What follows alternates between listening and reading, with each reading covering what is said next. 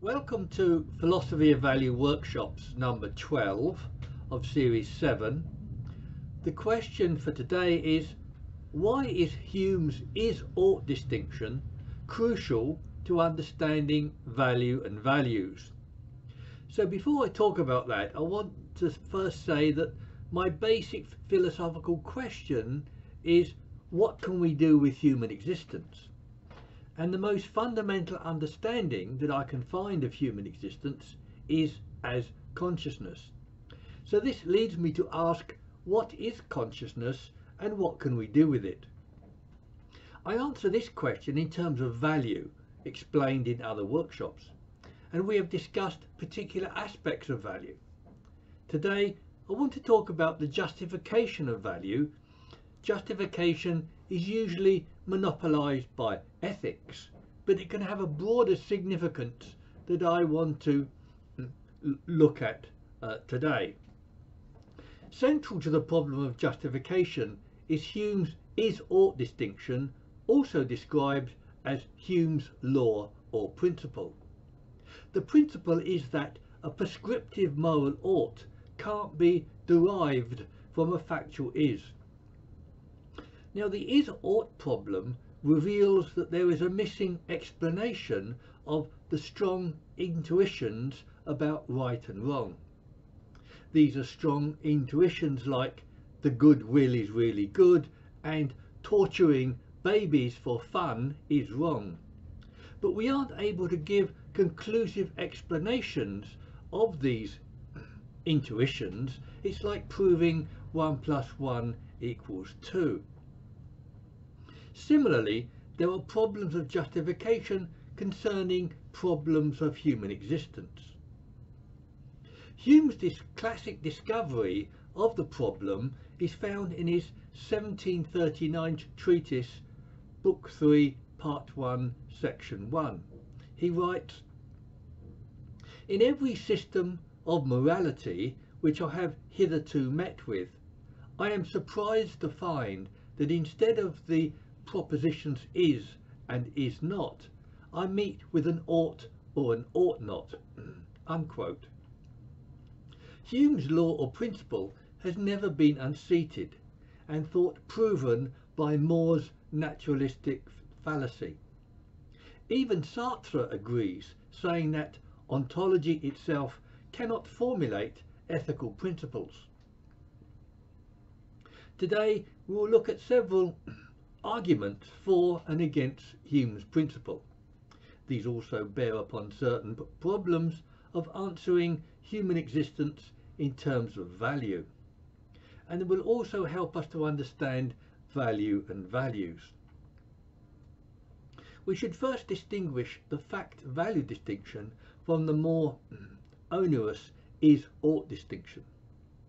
The fact-value distinction is useful but widely challenged by such value-laden knowledge or science. But the stronger is-ought distinction challenges claims of moral or motivational obligation. More's naturalistic fallacy opposes the identification of moral values with any natural properties. More claims that the moral good should not be confused with states like pleasant or desirable. More also claims that the moral good is irreducible, like yellow, and therefore unanalysable. For different reasons, John McDowell similarly describes Aristotelian virtue as uncodifiable. I agree that the ultimate moral good is undefinable, but because it is open to revision and rediscovery. This is the virtue of virtue theory, my own value ethic, More, and the is-ought constraint. Yet I hold that morality and the moral good is indeed analysable in terms of value. To support his naturalistic fallacy, apart from intuition, More gives his open question argument, that is, identification of morality with any non-conscious natural property is always an open question. To explain and consider the claim that the good is happiness, this is often thought to be a closed question, but More would claim that the good isn't always happiness, and what the good is an open question. It's an open question whether the good is happiness, because the good can be many other things. So it's a fallacy to identify the good with any natural property or anything else. I added anything else because More claimed that the natural good is irreducible. But I don't find More's argument compelling, and I argue that the good is explicable in terms of value. I find More's naturalistic fallacy more intuitively compelling than his open question argument. But the problem that More and Hume pose is that facts or nature can't be used to justify moral claims. Other forms of justification may be reason, intuition, or intrinsic value, to be discussed shortly. I will first present 5 brief arguments in support of Hume. One argument supporting Hume is that a previously unrecognised relation to value has to be accounted for, and that moral value cannot be surreptitiously smuggled into the equation by sleight of hand. Another argument for the is-ought constraint can be taken from the tautologous character of logic. That is, nothing can be in a conclusion that isn't contained within its premises, neither properties or values. For example, given 10 rooms with 10 chairs in each room, therefore we have 100 chairs, not 100 red chairs or 100 valuable chairs in all the rooms. Thirdly, an argument from reason and reasonableness is that we can appeal to human intuition to override dogma. That is, dictates of logic, universalization, or nature should not override human judgment. For example, human judgment should override natural law, like survival of the fittest. Fourthly, belief in freedom and choice means that I can assert my own values over dictates and injunctions. This isn't incoherent, but relegating the significance of logical consequences, God's will, or genetics. For example, if I do X, I will go to hell, but I'd rather go to hell in freedom than be a slave in heaven. And fifthly, that facts and values or moral injunctions are different kinds of things or realms of magisteria, and that facts or reason cannot therefore qualify or mandate values or moral injunctions. This would be like using physics or psychology to determine logic or mathematics. But relations between facts and values are much more complex than this would suggest. Ronald Dworkin makes a similar claim about Hume's principle. That is, he presents Hume's is-ought constraint as a positive principle, not just as a skepticism about morals. Dworkin talks about the independence of morality as a separate department of knowledge. And this independence implies that value has the capacity to override other factors. It is also a way into a notion of independence of value as adequacy and sufficiency. I will come back to this idea in my conclusion. Yet Hume's is-ought has been frequently ignored by such thinkers as Edward O. Wilson and Sam Harris. It was also unsuccessfully challenged by Iris Murdoch, A.N. Pryor, Alistair McIntyre, John Searle, Lawrence Kohlberg and Michael Shermer. Shermer holds that the is-ought fallacy is itself a fallacy, but I can't find his argument. A more concerted attempt to resolve the is-ought problem is offered by A.N. Pryor. He starts with the premise of a sea captain, and he argues that he ought to do whatever a sea captain ought to do. But this shows, I think, that such apparent facts contain hidden values from socio-historic contexts. John Searle argued for moral obligation in promises in his article How to Derive an Ought from an Is. That is, firstly, Jones promises to pay Smith $5. 2. Jones thereby placed himself under an obligation to pay Smith $5. And thirdly, therefore, Jones ought to pay Smith $5. But similarly, a moral value is hidden in Jones' original promise, so an ought wasn't derived from an is. The above arguments are explicitly for or against Hume's is-ought constraint, but the very nature of many theories contradict this constraint. These include theories of Kant, Richard Hare, John Finnis, Sam Harris, and religious ethics. Kant's moral philosophy is complex, but it is formulated in his categorical imperative. A categorical imperative holds that one must act in a certain way. This is contrasted to a hypothetical imperative to act conditionally if something is the case. Two key features of his ethics are his categorical imperative and his cognitivist methods of justification. This places Kant on the cognitivist side of the cognitive-non-cognitive debate. Cognitivists like Kant explain morals and motivation primarily in terms of reason and certain conceptions of things.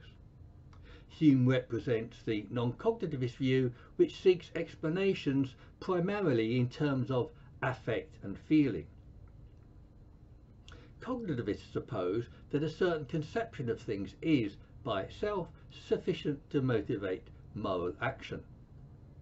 Kant thereby holds that we ought to follow the moral law just because we understand that the law is right. And because we understand that the moral law is right, it is our duty to practice it. This is contentious, yet we can make a comparison with the case of motivation rather than moral motivation. One question here is, do we eat an apple because we desire it, or just because we see an apple?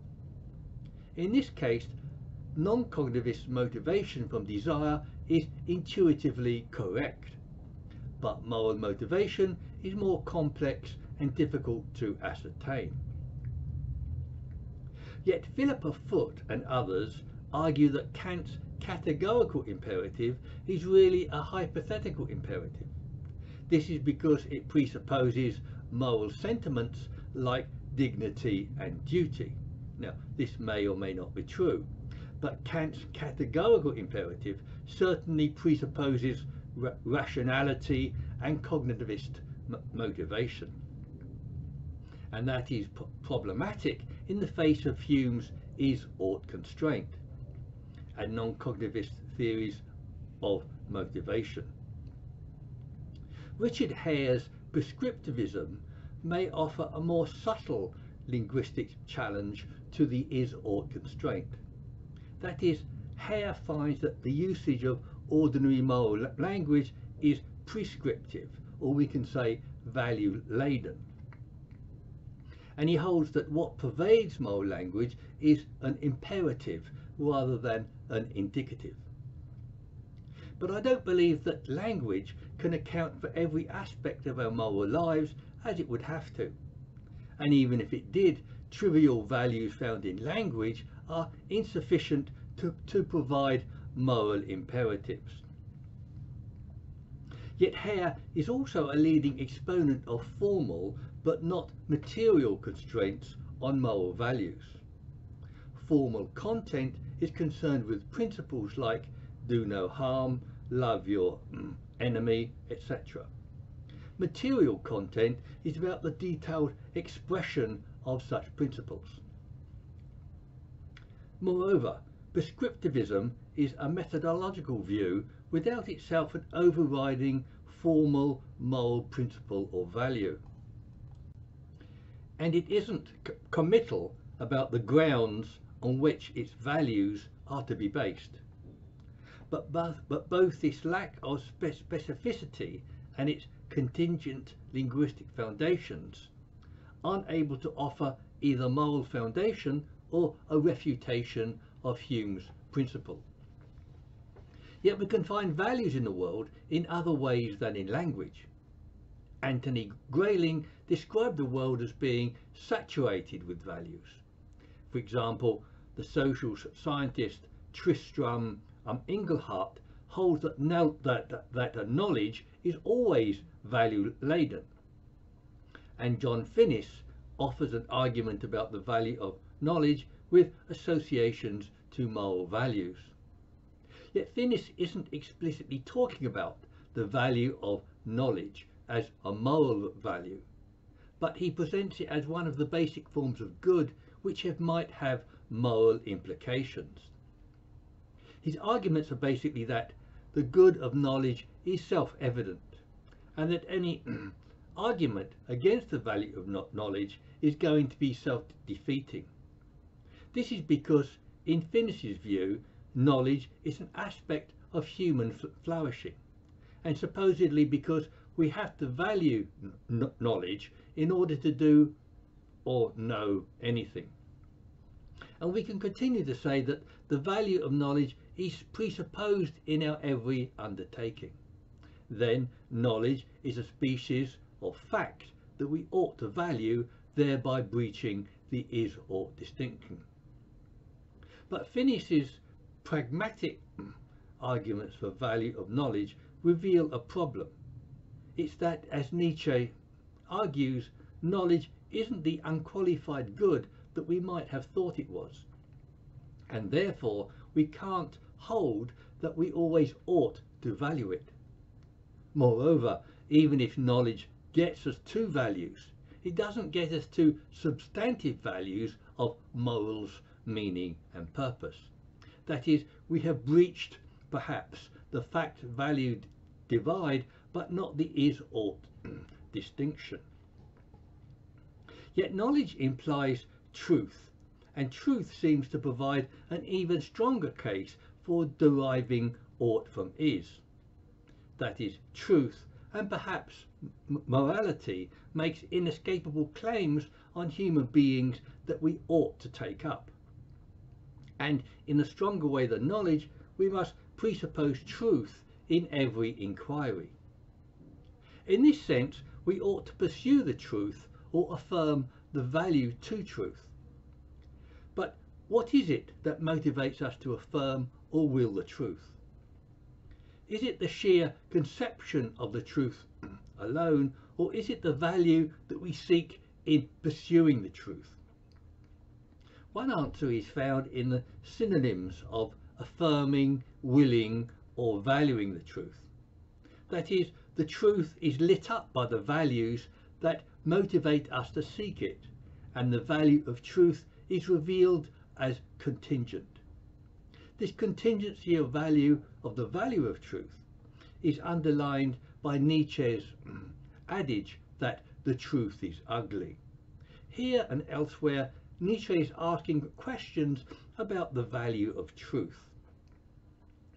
Moreover, truth is an anthropocentric concept, constructed by human beings, not bestowed by God, and there is no definitive theory of truth or final content of any truth. Yet this absence of a definitive theory or final content of truth had interesting implications for value. That is, as I have explained several times, the quality or kind of value can be determined by its object, and the value of truth and the moral good have similar kinds of object. That is, there can be no final conception of either truth or the good. The indefinability of both truth and moral values binds them together in an interesting kind of relation. What we have here is a symmetry between the will to truth and goodwill and the moral good as value. Both their objects are ultimately undefinable, and both claim ultimate obligations on the individual. But whether this unity breaches the is-ought constraint is a question to take further below.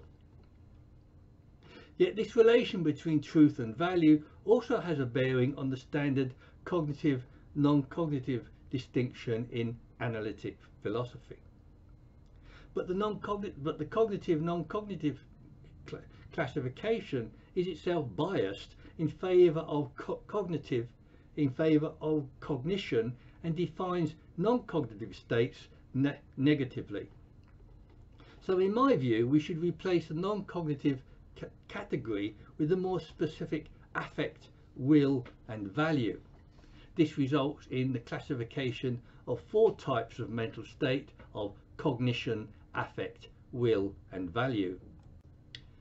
This makes the fact-value distinction, which precedes the is-ought constraint, more explicit, and it becomes more open to criticisms such as in Putnam's collapse of the fact-value dichotomy.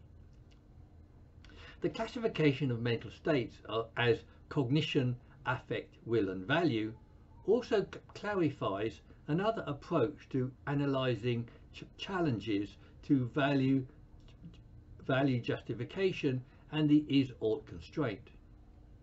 This approach is by establishing or justifying moral values is through claims of intrinsic value, and the above 4 states can be analysed for their potential intrinsic value. Traditionally, possible intrinsic values like life or consciousness are hoped to provide principles of ethics. Principles like do no harm have also been considered as having intrinsic value. But abstract principles are difficult to establish as having intrinsic value, so we will consider such shortly. But Mackey's argument that there are no objective values in the world also applies to intrinsic value. I have similarly argued that the only candidates of intrinsic value are mental states and conscious beings, that is, people. Again, traditionally, life, truth, knowledge and beauty are regarded as being of intrinsic value. William Frankenna provides the longest list of supposedly intrinsic values. These are such as life, consciousness, activity, health, strength, pleasures and truth. So I'll give a much fuller list in my notes below. But the extent of Frankenna's list is almost self-refuting, because it undermines any specific meaning of intrinsic value. Then we should and can classify different kinds of objects as possible candidates of intrinsic value. These could include physical objects and abstract principles, as well as our candidates of cognitive states, affect states, value states and conscious beings. Firstly, physical objects can be rejected as candidates of intrinsic value by Mackey's and other arguments, although objects like works of art are often mistaken as having intrinsic value even by philosophers. In my view, again, only mental states and conscious beings are candidates of intrinsic value. Secondly, abstract principles like truth and Kant's moral law are also rejected for reasons of non-subjectivity. With respect to the above discussion, even Kant spoke of truth as only a regulative principle and held that nothing can be conceived in the world which can be called good except a good will, unquote. This indicates Kant's view that only a moral will can be of intrinsic moral value. Yet Bernard Williams holds that ethics needs an unconditional will to truth and the intrinsic value of truthfulness. He accepts truth has no intrinsic value, yet truthfulness is a mental state or an attitude. And the fact that truthfulness is a mental state makes it a viable candidate of intrinsic value. But it still has to be shown that truthfulness has intrinsic value, which is problematic. Thirdly, cognitive states like knowledge and perception are mental states, which is one of the criteria of intrinsic value. But values are excluded from cognition in principle due to the fact-value distinction. Facts may be value-laden or have value entanglement, but value is excluded from fact in itself. And value-laden facts aren't moral, motivational, or intrinsic values. John Finnis and others argue that knowledge does have intrinsic value, but the argument is based on intuition. Similarly, the attraction or value of new ideas or inventions isn't due to their inherent cognitive content. This is evident in their waning appeal that is attributed to them in anticipation and novelty. Reason is a cognitive state or process that isn't of intrinsic value for similar reasons as knowledge. Kant claimed that reason could entail moral imperatives has been seriously challenged. Hume's view of reason as the slave of the passions is said to have woken Kant from a dogmatic slumber. Fourthly, affect states like happiness and pleasure are widely believed to have intrinsic value, but I've argued that happiness can't be of intrinsic value because it isn't always valued. Number 5, consciousness itself would also not have intrinsic value for the same reason of not always being valued. Moreover, its increase, or the increase of consciousness, incurs problems of anxiety, anomie, alienation, identity, guilt, and fragmentation. Now, the question of intrinsic value of consciousness is an interesting one that I discuss elsewhere. Constituents like will, choice, or even value might be thought to render consciousness intrinsically valuable, but constituents cannot transfer their value to their parent state, even if they are intrinsically valuable. And will and choice are preconditions of value that don't establish moral or volitional values.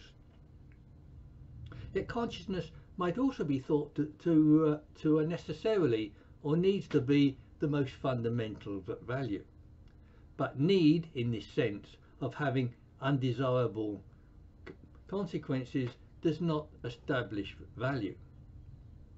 Sixthly, value states are states that of course are necessarily contain values. Yet this sounds trivial or even tautologous. How can value itself be a value or even an intrinsic value? But it can. Robert Nozick talks about valuing values. I will shortly suggest valuing value. Examples of value states are self-esteem, hatred, honour, resentment, compassion, love and disgust. But these examples show that some value states are negative and therefore cannot be of intrinsic value. Finally, this brings us to the idea that intrinsic values are positive value states. For example, self-esteem, magnanimity, dignity, love and care. Positive value states are of intrinsic value because they always instantiate value. Positive value states are essentially values that involve affirmative valuations.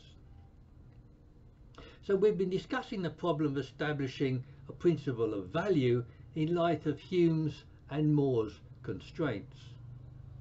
The above affirmation of value doesn't contravene Hume's principle but circumvents it. It does this by avoiding a premise in the form of a fact and by making value itself a premise. One example is as the premise of a value theory ethics developed from a virtue theory ethics. Another example is of a premise for a trajectory for the question of human existence. The tactic of circumventing Hume rather than challenging him is one that I adopt from virtue theory ethics. This view of virtue theory is illustrated by Elizabeth Anscombe. She writes that the term moral just doesn't seem to fit in its modern sense into an account of Aristotelian ethics, because Anscombe explains that it lacks the concept of a moral sense of ought, and she adds that the moral sense of ought to be jettisoned. These questions of human existence and of value theory ethics must and have been discussed in other workshops.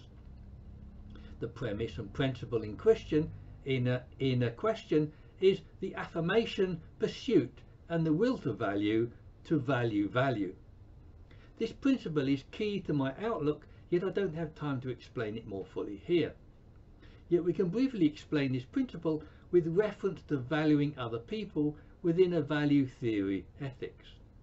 Firstly, the value theory advocated here people seek to maintain or extend their value.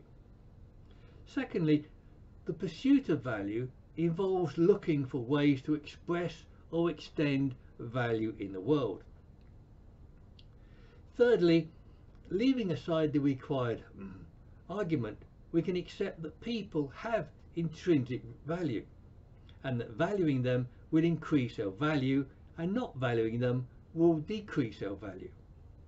For example, harming others for no reason is pathological, and recognition of which decreases our self-value. But I also need to explain the problem that the above notion of intrinsic value implies a priority of value. But this isn't the case.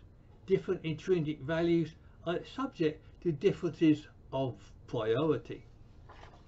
Some intrinsic values are trivial.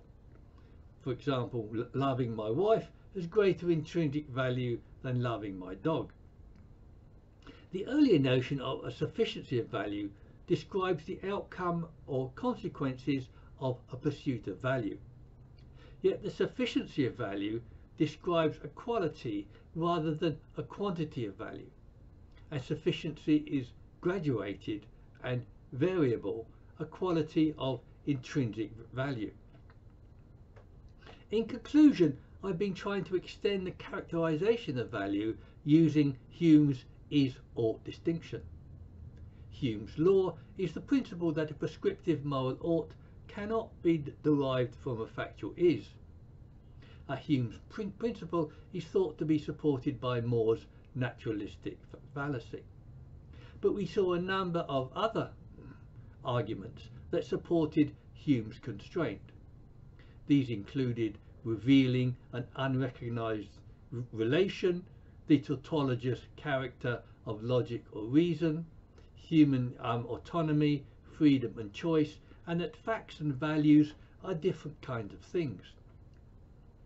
Against these stood Kant's rationalist cognitivism, as well as prescriptivism and other positions. Yet, interestingly, truth makes inescapable claims on us that we ought to take up. But we found that the will to truth was an aspect of the will to value, the value.